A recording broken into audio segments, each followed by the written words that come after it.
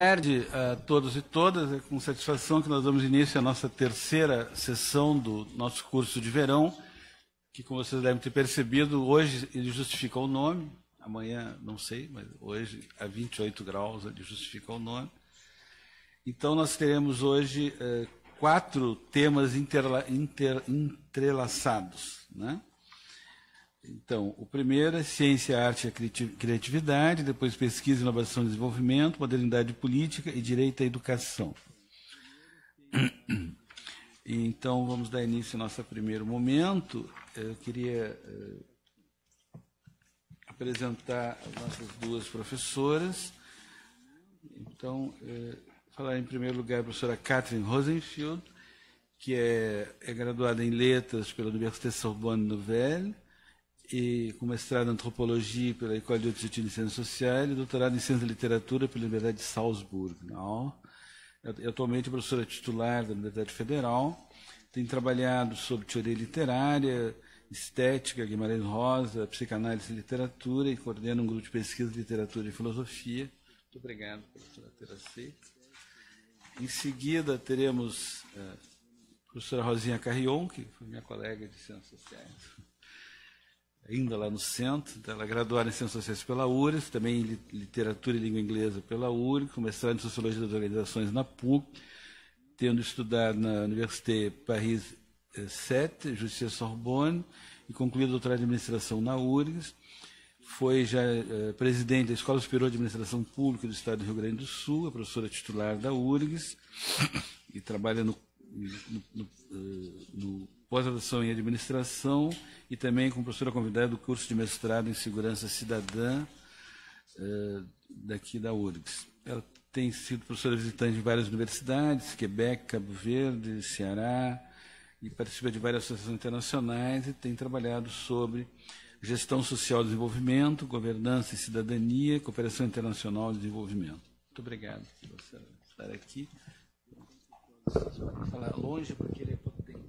Muito obrigada pelo convite, que muito me honra.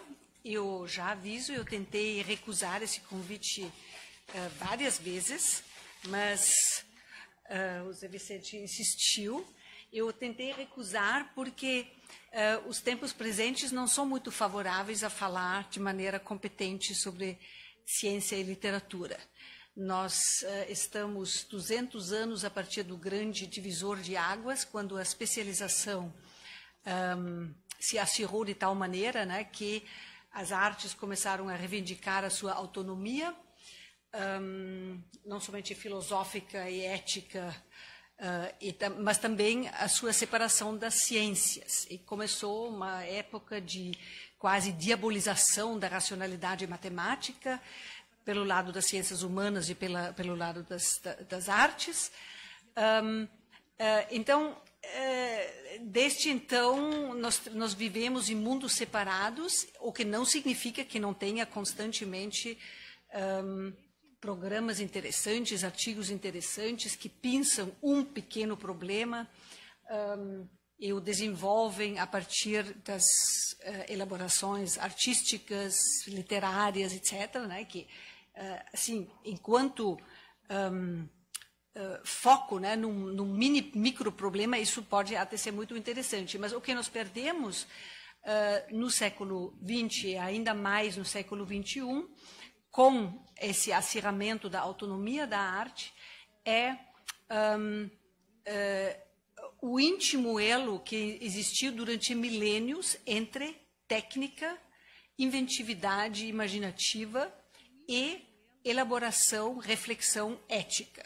Então, para não dar muitos foras, né, eu não sou a única que deu muitos foras, né, por exemplo, o próprio Goethe, né, foi culpado de desconhecer inteiramente, né, o problema que ele estava enfrentando, né, ele insistiu em escrever a sua teoria, né, das cores, opondo-se à ciência matematizada de Newton, né? Ele fez alguma coisa que interessa muito aos artistas, mas que os cientistas certamente não levam muito a sério, né? Então, ali já se mostra, né, que até uma mente grandiosa, né, como a de Goethe, insistiu nesse desconhecimento do rumo, né, que as ciências e a matematização das ciências tomou a partir da época de Newton. Então, tem muito poucos artistas que sabem falar com competência sobre esse problema. Um deles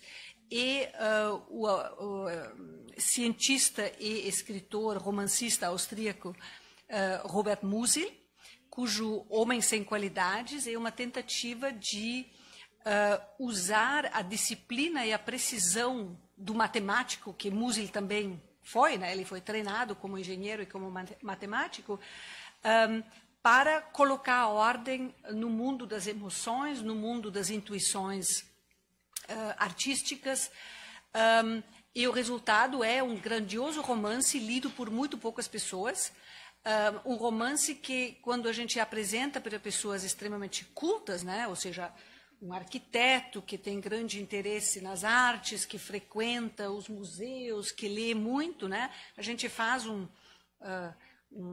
encontros, né, sobre Homens Sem Qualidades, aí, de repente, no quinto encontro, chega assim uma explosão, mas por que ele escreve de maneira tão complicada? Por que ele não nos envolve como Proust, como Thomas Mann? O que significa que a exigência, né, de um artista que é ao mesmo tempo cientista e que escreve, que embute, né, na arte literária a precisão, as distinções, as complicações de um matemático que sabe trabalhar com grandes equações, que, portanto, não se ilude, né, que a gente chega a uma solução e essa solução, que sabe que tem outras possibilidades, que talvez futuros matemáticos vão abordar essa mesma equação de uma outra maneira e vão calcular de tal maneira que se abre uma outra porta, né? Essa paciência não é mais muito bem-vinda, né? Então, esse é o meu incômodo, né, de falar sobre literatura e ciência. E a segunda dificuldade, evidentemente, que eu também não sou uma boa matemática, né? Então, a escola de Musil me ensinou que a gente tem que saber muitas coisas e propriamente tem que ter um treino científico para poder abordar esse tema, digamos, hoje em dia de maneira competente. Então, eu vou me limitar a falar do grande passado, né, que Musil tenta reativar no século XXI. Ele, na verdade, escreve um romance no século XXI que agora vai ter mais interesse no século XXI. Eu vou falar da milenar aliança entre poesia e técnica, né? Por que a poesia e a técnica tinham tanta afinidade na época arcaica, como essa aliança ela continuou mesmo através de grandes transformações da sociedade, né? Na passagem da época arcaica para a clássica, quando acontece uma espécie de hibridização dos discursos religiosos, dos ritos, né, religiosos do ritual, em ritual laico sagrado, né, uma coisa muito híbrida entre o sagrado e o laico, na invenção da tragédia clássica, que, de certa forma, amplia esse lugar artístico de reflexão sobre as disciplinas científicas e sociais, né, a arte de fazer a sociedade. E, em terceiro lugar, a dessacralização e a trivialização dessa aliança, ou seja, aquela separação a qual eu já me referi, quando as artes se tornam autônomas e se separam numa certa relação de hostilidade, de tensão das ciências exatas. Então, de certo modo, né, esses eventos que buscam colocar na mesa a importância da literatura para as ciências, ou vice-versa, das ciências para a literatura, sempre são eventos sintomáticos, né, reações defensivas, né, contra essa separação que, na verdade, é aquilo que hoje em dia é prevalente. Então, na antiguidade arcaica, o pensamento mítico é necessariamente holístico. Ele pensa junto, né, os avanços nas ciências empíricas e o impacto das ciências empíricas sobre o ambiente no qual a sociedade vive, né? Porque essa vida em sociedade tem uma sustentação muito frágil, né, na sociedade arcaica. Então, o mito e a literatura são o lugar onde se pensam esses efeitos do bem e do mal, né, os impactos, né, bons ou maus, sobre a vida em sociedade, né, e também as mudanças das estruturas da vida material, das estruturas de poder, das estruturas sociais e do mundo. Então, ainda nos físicos iônios, né, quando Tales de Mileto, Anaximandro, etc., né, quando a ciência já começa a ter pretensões de cientificidade matemática, né, aquilo que depois vai ser tão importante para Platão, né, Platão vai dizer, a filosofia na minha academia só entra quem sabe de matemática. Então, isso é o grande aporte, né, dos físicos iônios.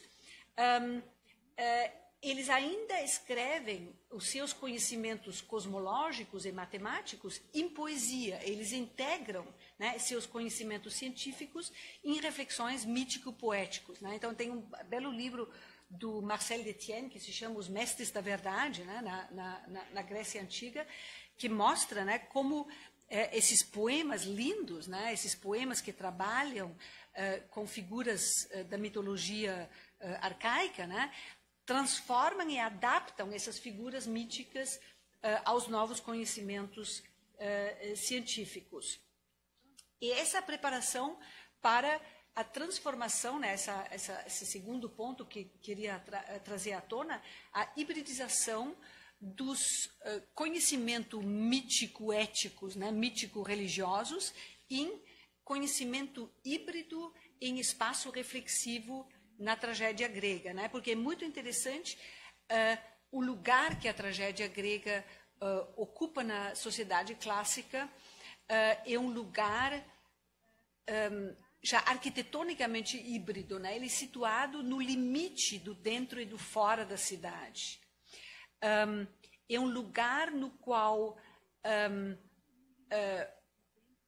a referência às divindades, a referência aos mitos e aos ritos, tem liberdade de cometer sacrilégios. É um lugar onde as restrições rituais religiosas são suspensas, né, por um pequeno momento no tempo.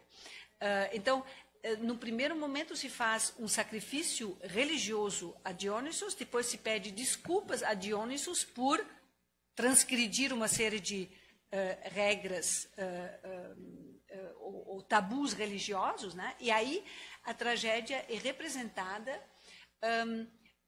como uma espécie de reflexão aberta, livre, né? Um espaço realmente democrático, livre, no qual se podem pensar as tensões sociais, as tensões trazidas por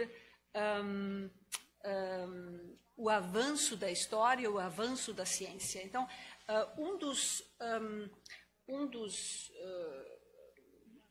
uma das peças literárias paradigmáticas, né, para essa discussão é o famoso hino às maravilhas de Sófocles.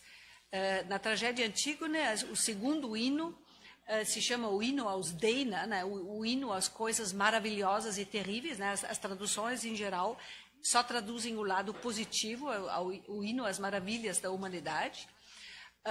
Mas o hino, na verdade, fala dos Deina, que são as coisas maravilhosas e terríveis, que são embutidas na capacidade inventiva da humanidade. E essa capacidade inventiva, ela não é apenas artística, ela também é técnica. Então, na época arcaica, ainda na clássica, né, o Deinos, né, a coisa maravilhosa e terrível que o homem tem, é sua capacidade de deslocar os limites das linguagens poéticas, técnicas, científicas, de tal maneira que se abrem mundos dentro de mundos.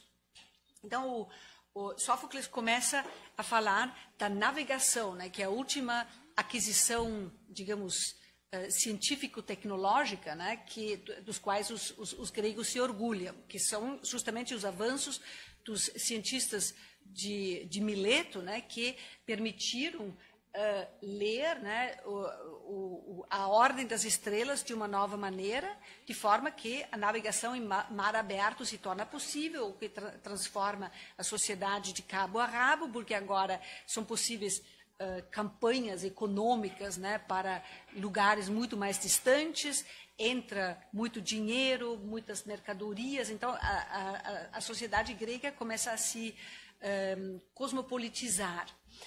Então, não é por acaso que Sófocles começa, né, em evocar essa coisa da navegação, que é a coisa propriamente das ciências, né, do deinos, da coisa maravilhosa e terrível das ciências, como uma das coisas que perturbou fundamentalmente a vida social.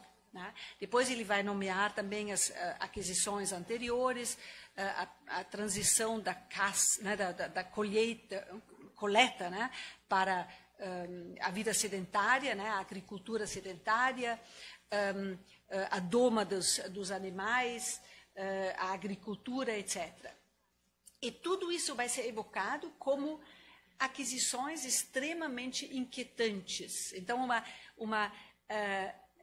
uma confusão total, né, uma fusão total entre o medo, né, que o poeta antigo sente tanto diante das invenções, digamos, simbólicas, né, fazer truques com palavras, como também fazer truques com tecnologia. E essa explicitação na tragédia de Sófocles é uma espécie de explicitação tardia, né, de uma consciência que perpassa toda a antiguidade. Nós temos na antiguidade uma série de deuses cujas artes com palavras, com beleza, com coisas estéticas, coincide com a invenção de novos truques tecnológicos. Então, eu menciono apenas a grande epopeia, o grande mito de fundação babilônio, né, Enuma Elis, no qual nós temos um deus que se chama Enki, que é o grande trickster, né, ele pertence àquela categoria antropológica, né, dos deuses que fazem truques, tanto truques artísticos, estéticos, como truques científicos e técnicos. Então, o mito conta, né, como nos tempos primordiais, né, havia o grande deus da soberania, Enlil, que repousava, né, no céu e era servido pelos Anunnaki. Agora, um dia, os Anunnaki, cansados pelo trabalho de escravo, né, que eles eram obrigados de fornecer, entram em greve. Enlil manda matar todo mundo e intervém, então, o deus do truque da inteligência móvel, inteligência ardilosa, né, que é Enki, que diz, não, matar não adianta, porque quem vai nos sustentar? Né? Então, ele faz toda uma nova invenção, uma invenção da humanidade, fundamentalmente, ele constrói, né, novos seres que vão fazer esse trabalho, com eles ele inventa todo tipo de tarefa, ou seja, os canais de irrigação, etc. Então, toda a criação, digamos, desse talento artístico de inventar um novo mundo, uma nova ordem social, ela coincide com a invenção, né, é passado em revista todas as grandes invenções tecnológicas das quais a Babilônia se orgulha, né, os seus canais de irrigação, né, todos os conhecimentos tecnológicos. Então, nos tempos arcaicos, tecne, mecané, né, esses termos, né, que para nós viram técnica, mecânica, uma terminologia totalmente, aparentemente voltada unicamente para a engenharia, né, as ciências, digamos, empíricas ou matemáticas, refere-se em toda a antiguidade e até a época clássica a técnica não somente dos artesãos, dos engenheiros, dos arquitetos, daqueles que sabem inventar muralhas, né, aquelas grandes muralhas, ou seja, que têm intuitivamente, né, o conhecimento da estática, da estabilidade arquitetônica, né? Mas também as artes de inventar novos mundos imaginários. Né?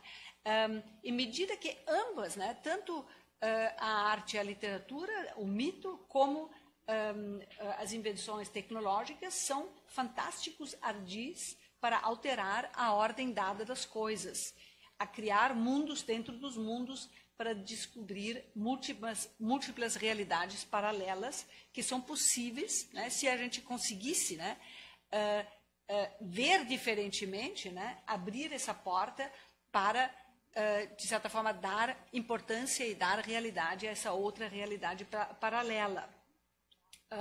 Aliás, tem um termo do sânscrito, uma raiz etimológica, né, que diz myo, né? Essa palavra ela está em todas as palavras como museu, mito, mistério, musas, né? Todas essas palavras que vêm do grego, né, com essa raiz, elas se voltam, né, para essa capacidade de ver diferentemente a mesma coisa, ver com outros olhos. Aliás, myo, a raiz, ela quer dizer ficar com os olhos fechados, ficar com a boca fechada e ver de outro modo, dizer de outro modo. Então, a ideia, né, da capacidade criativa, seja ela científica, tecnológica, seja ela literária ou artística, né, ela depende desse shifting, né, dessa capacidade de perceber que eu posso calcular de outro modo, eu posso ver de outro modo, eu posso, de certa forma, né, como o Saussure vai dizer, né, o signo é algo arbitrário, né, que eu posso ressignificar. A questão apenas é como é que eu posso ressignificar de boa maneira, né? E aí os mitos contam isso de inúmeras maneiras. Então tem os tricksters, né, os deuses que fazem truques do bem, né? Por exemplo, Hermes, né, o deus Hermes é um dos grandes deuses, tanto da tecnologia, né, como também da arte, né, que quando ele nasce, né, ele é filho de Zeus e de uma ninfa, portanto ele mora num grotão, né, no fundo da terra, né, ele não tem direito a um lugar no Olimpo. E já como bebê, ele parece se ressentir dessa sua exclusão, né, do mundo dos deuses. Então, ele pula do seu berço, né, pequenininho, ele percebe uma tartaruga, ele vê essa tartaruga e tem um rápido insight, né? Ele tira a vida dessa tartaruga pobre e transforma o casco da tartaruga em lira. Então, isso é o seu primeiro feito, invenção da lira, invenção da arte, invenção da música mais apreciada. Depois, ele pega o caminho para os rebanhos do seu irmão Apolo, né? Apolo tem as vacas sagradas, né, no Olimpo. Ele vai atrás dessas vacas, ele usa, né, ele vai com pés invertidos, né, com caminhos tortuosos para não poder ser descoberto. Ele abate, né, dois desses bois. A gente se pergunta como um bebê consegue fazer isso. Ele assa esses bois, ele faz um sacrifício invertido, né, no qual ele se coloca no lugar dos deuses, ele simplesmente respira, né, um bom cheiro dessas vacas, e depois ele retorna para sua casa. Aí Apolo vai atrás desse ladrão que roubou as suas vacas, que cometeu esse sacrilégio, né, de tocar, né, nessas vacas sagradas, né?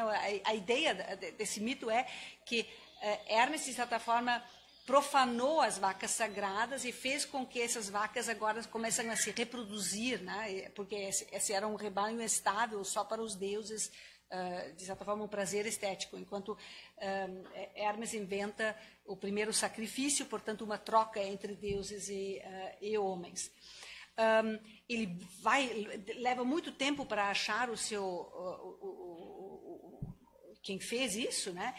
Pega o Hermes pelo pescoço, né? Hermes grita, implora e diz: como é que eu poderia ter feito isso? Eu, bebê indefeso, etc. Então, Apolo furioso leva ele ao Olimpo, né? E ali o denuncia a Zeus, e Hermes mente de uma maneira tão graciosa que Zeus ri, né? E o acolhe como o mentiroso gracioso no Olimpo. Então, Hermes vai começar a fazer essa função, né? Ele vai deslocar completamente a ordem de funcionamento dos deuses, ele vai começar a estabelecer vínculos mais produtivos entre o mundo divino e o mundo humano, etc. Então, os mitos são infinitamente eloquentes, né, em mostrar como as artes e as técnicas, né, podem levar a bons usos e podem levar, né, como essa mesma capacidade de fazer truques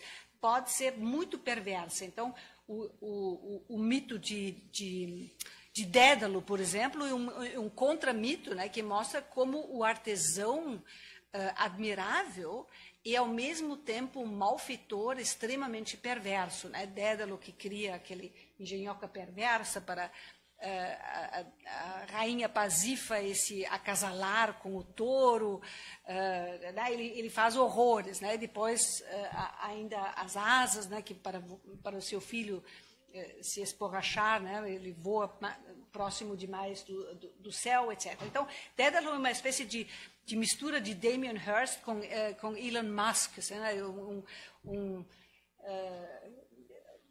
Fazedor de engodos assim extremamente inquietante. Então, enquanto a ciência não tem ainda a capacidade de produzir rapidamente engenhocas tecnológicas, né, como a partir da industrialização, que de certa forma parecem tão úteis, tão benéficas e que acirram, né, uma espécie de loucura de consumo, né? A reflexão, né, a arte tem um papel extremamente importante, né, como aqui nesse quadro que tu escolheste, né, para a nossa pasta. Aqui nós estamos ainda numa época em que a ciência tem infinita dificuldade de adquirir, né, produzir utilidades tecnológicas, né? A alquimia, né, esse quadro de Hieronymus Bosch, emerge diretamente de uma consciência de grande alquimista, né? O Bosch era iniciado em Herzogenbosch, né? naquela guilda de alquimistas, mas era muito raro, né, que alguém conseguisse realmente produzir algo que tivesse importância, né, tecnológica e econômica, como, por exemplo, na Alemanha, né, um dos alquimistas foi aprisionado por um dos príncipes, mas isso já foi um século mais tarde, e, de repente, por acaso, conseguiu uma liga, né, de uma argila especial que se encontrava, por acaso, nas propriedades desse príncipe, e fazia algo que era semelhante, né, à porcelana dos chineses, mas eram mais exceções, né, esses achados. Então, nessas épocas é evidente, né, que o artista tem uma intervenção, um lugar, uma importância, né, para refletir. Ele pode refletir com uma lentidão que hoje não é mais possível, né, porque as invenções científicas e os seus desdobramentos tecnológicos correm tão rápidos que os artistas que faz 200 anos, né, que se recusam de aprender matemática, né, como o Jarguete, eles não têm capacidade sequer de acompanhar o que está em jogo com as ciências. E quando vem, então com isso eu já termino, porque já estou além do meu tempo, quando vem um artista que tem essa pretensão, né, como Robert Musil, os leitores ficam muito constrangidos que esses textos são difíceis demais, eles não são suficientemente gostosos, eles não oferecem aquele casulo, né, de prazer, de consumo, que agora nós estamos acostumados a receber também das artes. Então, as artes se isolaram, de uma certa forma, num lugar no qual eles podem reivindicar o quê? Divertimento, alguma intervenção, digamos, moral, alguma instância, né, que fala de maneira muito limitada de problemas morais ou educativos, mas os elos, né, entre aquilo que está realmente em jogo na ciência e na aplicação da ciência na nossa sociedade, isso é muito difícil de transformar em literatura, e quando um artista o consegue, ele, de certa forma, exige demais do seu público, e o público vai voltar-lhe as costas, fugindo para uma literatura que é mais gostosa, digamos. Muito obrigada pela atenção.